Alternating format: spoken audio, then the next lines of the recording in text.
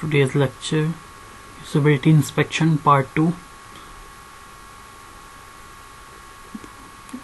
Before moving to the next techniques, we have to revise what we have studied in the last lecture. So, previous lecture में हम लोगों ने ये चीज़ study की कि हमारे पास first evolution and second evolution किस तरह परफॉर्म किया जाता है, because first evaluation performance is very important before moving to any other technique. So in the first evaluation, evaluator must have a domain knowledge of a system, that what type of functionality is performed by that particular software. So it is very important for the user or the evaluator, when they start evaluating a system, they must have their domain knowledge of a software or a system or any other object or material which they have been or which they are going to be designing. इसके बाद second evolution में हमारे पास क्या आता है कि हमने Jacob Nelson के 10 पॉइंट्स और सॉवरेनिटी नंबर्स को यूज करते हुए हमने जो वायलेशंस ऑकर हो रही हैं पर्टिकुलर वेबसाइट में या पर्टिकुलर सिस्टम में, उसको हाईलाइट करना है, उसको डिस्क्राइब करना है और उसको अपनी डिजाइनिंग टीम को बताना है कि दीज आर द वायलेशंस जो कि आपने सिस्टम जो डिजाइन किया इसमें ऑकर हो रही हैं, और इन वायलेशंस को सही किया जाए ताकि जब यूजर्स इसको यूज करें सो दे गेट इजी. ये था हमारा प्रीवियस लेक्चर जो हम लोगों ने स्टडी किया था. हमारे आज के स्टडी के लेक्चर के अकॉर्डिंग, क्योंकि हम यूजेबिलिटी इंस्पेक्शन पार्ट 2 को आज हम स्टडी कर रहे हैं, तो usability inspection part 2 today we have study about the aggregation matrix, कि हम एग्रीगेशन मैट्रिक्स किस तरह डिजाइन करेंगे. And then second and the last thing कि हम सोल्यूशन प्रपोज करेंगे कि किस टाइप के सोल्यूशंस हो सकते हैं जो वायलेशंस ऑकर हुई हैं उसको सॉल्व करने के लिए. जो मोस्ट इम्पॉर्टेंट चीज है उसमें यह है एग्रीगेशन मैट्रिक्स, जो कि बहुत डिफिकल्ट है ड्रॉ करना, डिजाइन करना, and the most important part of usability inspection. इसको डिजाइन कैसे किया जाता है और ये किस तरह ईज प्रोवाइड करता है डिजाइनिंग टीम को, इसको आज हम स्टडी करते हैं. और उसके एक टेक्निक के ऊपर जो मेथड है, एक जो लास्ट टाइम हम एक्टिविटी परफॉर्म करते हैं बाइस रावलपिंडी के ऊपर, उसी के ऊपर मैं इसको थोड़ा बहुत आपको अप्लाई करके दिखाऊंगा कि how aggregation matrix has been designed. So first two जो हमारे पास टास्क थे, that is first evolution and second evolution, जो कि इंडिविजुअल करना है हर ग्रुप के मेंबर ने. एग्रीगेशन मैट्रिक फॉर एग्जांपल अब 3 ग्रुप मेंबर्स हैं, तीनों ने फर्स्ट एवोल्यूशन सेकंड एवोल्यूशन अपने अपने मुताबिक कर ली. Now the time is to design the aggregation matrix. अब वो तीनों मेंबर्स इकट्ठे बैठेंगे, एक के पास अपनी वायलेशंस होंगी जो उसने उसमें से आइडेंटिफाई की हैं, सेकंड वन के पास उसने जो आइडेंटिफाई की हैं जो वायलेशंस उसको लगी उस वेबसाइट में है उसने वो रिटर्न डाउन की, थर्ड को जो लगा उसने उसको रिटर्न डाउन किया, अपने अकॉर्डिंग उसने हेरिस्टिक नंबर दे दिया, हेरिस्टिक वायलेशन उसकी डिफाइन की, सोवरेनिटी नंबर्स उसको असाइन किए और उसको डिजाइन किया. अब हमारे पास, क्योंकि ये बेस्ट वे है, हमारे पास जो हमारा वाई एक्सिस है हम इसके ऊपर हम अपने एवोल्यूटर्स को रखते हैं. हमारे जितने नंबर ऑफ एवोल्यूटर्स होंगे उतने नंबर ऑफ हमारे पास रोज होंगी. ठीक है, जितने नंबर ऑफ एवोल्यूटर्स होंगे इतने नंबर ऑफ रोज होंगी. एंड जितनी यूजेबिलिटी प्रॉब्लम्स है, यानी हमारे 10 जैकब नेल्सन की प्रॉब्लम्स है जिन्होंने उसको आइडेंटिफाई किया, तो 10 नंबर ऑफ हमारे पास कॉलम्स होंगे. तो अब मैं इसको आपको दिखाता हूँ कि ड्रॉ किस तरह होगा और उसको किस तरह आप लोग अपने वर्क में, अपने असाइनमेंट्स में, अपने क्विज़ पेपर्स में इसको सॉल्व करेंगे. तो कल जो हम एक्टिविटी परफॉर्म कर रहे थे, अकॉर्डिंग टू दिस एक्टिविटी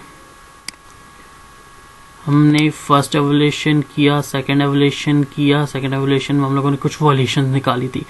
अब मैंने 3 एवोल्यूटर्स को डिजाइन किया है, फर्स्ट एवोल्यूटर, सेकंड एवोल्यूटर एंड थर्ड एवोल्यूटर्स. मेरे पास 3 एवोल्यूटर्स मौजूद हैं, तीनों ने अपनी अपनी वायलेशंस आइडेंटिफाई की हैं.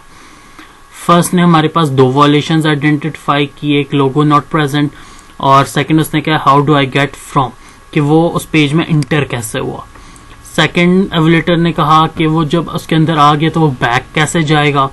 और उसने कहा कि वेबसाइट की कोई इंट्रोडक्शन नहीं है कि वेबसाइट क्या है, किस तरह की है या किस लिए इसको यूज किया जा रहा है।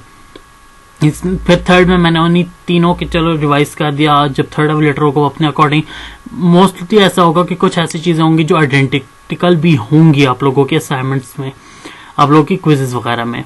तो अब हम एवल्यूएशन मैट्रिक्स को स्टडी करते हैं कि मैं इसको अब डिजाइन कैसे करता हूँ। ठीक है, अब मैं एवल्यूएटर 1 को लेके चलता हूँ। एवल्यूएटर 1 ने क्या किया, कहा कि वो हेरिस्टिक वायलेट करे user control and freedom. According to the Jacob Nielsen user control and freedom third violation है। तो मेरे पास सबसे पहले कि इस मैट्रिक को इश्यूज 10 थे हमारे पास, 3 एवल्यूएटर्स, अगर 4 होगा तो यहाँ चौथी रो भी आप डिजाइन कर देंगे। लेटर 1 ने थर्ड वायलेशन को परफॉर्म किया है, उसने आइडेंटिफाई किया, तो आप थर्ड को कलर कर दें। एंड उसके अलावा इसने एक और वायलेशन को आइडेंटिफाई किया था, उसमें भी उसने क्या कहा कि एक यूजर कंट्रोल एंड फ्रीडम किया था, एक उसने किया था यूजेबिलिटी स्टेटस या कंसिस्टेंसी ऑफ स्टैंडर्ड। किसी एक को हम लेके चलते हैं तो मैं कह देता हूँ for example consistency and standard को उसने वायलेट किया। तो consistency and standard number 4 heuristic, third and 4 heuristic number 1 ने कहा कि ये इश्यूज वायलेट हो रहे हैं। तो ये बेसिकली हमारे पास वो इश्यूज थे जो एवल्यूएटर 1 ने आइडेंटिफाई किए। इसके बाद अब हमारे पास एवल्यूएटर 2 ने कौन कौन से किए थे, user control and freedom and show system status को उसने आइडेंटिफाई किया है। User control and freedom and show system status, तो user control and freedom third था एंड शो सिस्टम स्टेटस हमारे पास वायलेशन कौन सी है, शो सिस्टम स्टेटस।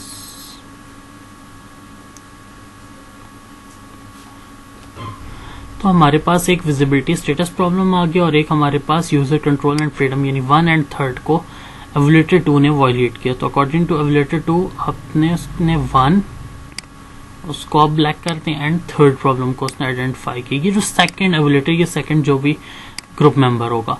अब थर्ड ने क्या किया था, उसने user control and freedom, show system status और कंसिस्टेंसी एंड स्टैंडर्ड को उसने वायलेट किया था, ये उसने भी निकाले।